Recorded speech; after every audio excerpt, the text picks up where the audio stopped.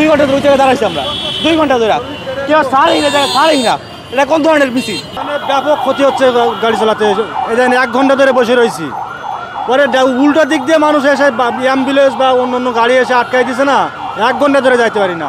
1 ঘন্টা ধরে এনে বসা বৃষ্টির ভিতরে, সোজা তো যাওয়ার কোনো লাইন নাই, এখান থেকে ঘুরে তারপরে যাইতে হবে।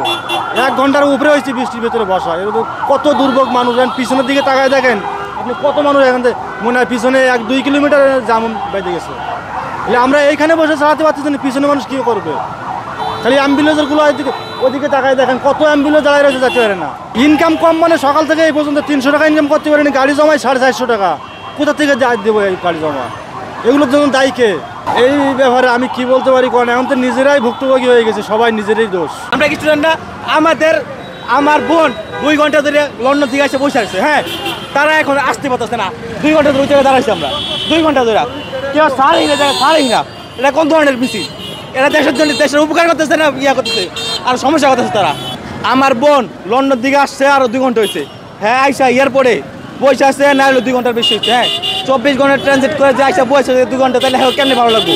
আর হ্যাঁ যা বুঝতে পারতেছে না, ডাইভার্সিটি আছে দেশে কোনো গিয়ে কে গুলি করতেছে সবাই, কারণ কে গুলি করতেছে? আমরা কি মিছিল করি নাকি? আমরা কিছু করি নাকি তখন? আর এখন আরাম করে অসুবিধা আছে, গাড়ি হচ্ছে আটকে রাখতেছে, এই প্রাণ নিয়ে যাবো কই হবে?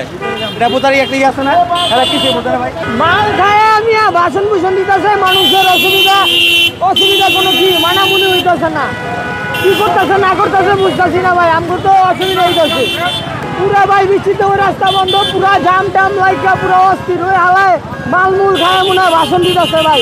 কি করতেছে না করতেছে, দেশটারে পুরা শেষ, দেশটারে পুরা খায়